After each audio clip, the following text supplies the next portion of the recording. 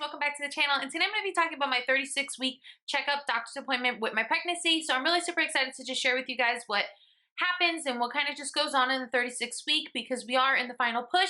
So if you want to know, just keep on watching. All right, first thing is they are going to do your normal things like they always do. Check your blood pressure. They're going to check how much you weigh and how much you've gained. They check your fundal height, which is when they measure your belly from about your pelvic area to the top of your stomach, kind of like to see how big your uterus is getting, and they give you a measurement like that. I believe I am measuring about a week and a half ahead. So when they are measuring the baby by that way, the fundal height with the measuring tape, it is a little bit inaccurate. So you always want to make sure you can't say, oh, I'm gonna have a super small baby or a super huge baby, because that one's kind of inaccurate. The ultrasounds are much more accurate, but the ultrasounds is saying that he was 2.5 weeks ahead. So either way, I know he is going to be bigger when he does comes out. And they are going to be testing for GBS, and that is like a group B infection. It is just an infection that you can get, and if you do have it, it's really not a huge deal. They just give you antibiotics, and when they do the test, it lasts for 5 weeks. So that's the reason they do it at 36 weeks, so you do have time to take care of it before the baby comes, and you do know that your baby will not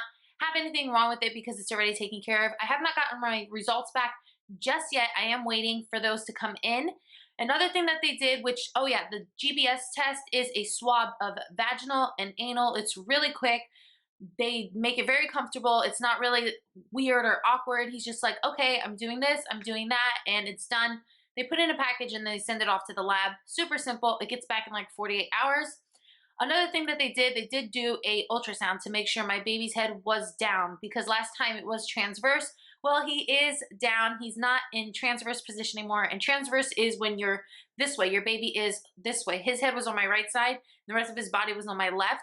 But now he is head down. So he is in a position to ready to come to this world. And the last thing that they do is going to be the heart Doppler, when they do put the Doppler on your stomach just to hear the heartbeat. And his heartbeat was about 140 to 150. I think it was 146, which is really good because they like to see like spikes in the heartbeat to make sure your baby can react to different sounds and different movements.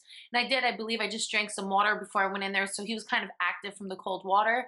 But that kind of sums up what really happens in your 36-week appointment, and they start telling you to, get your bags ready. This is what's going to happen. You want to make sure, they're just giving you an insight. This is what's coming. You want to be careful for contractions or gush of fluid or any vaginal bleeding.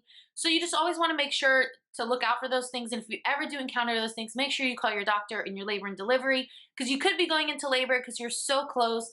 And they do consider, I believe, full term at 36 weeks or 37 weeks. It's one of those, but I know I'm there. So either way, I am full term. So if I go into labor right now, he's going to be perfectly healthy. Not that he wouldn't before, but now is full term. So you have to be prepared when things do come. So if you do like videos like this, give me a thumbs up. Subscribe if you haven't already. Don't forget to follow me on Instagram and Twitter at StacyLeanne1. And I see you in my next video. Bye.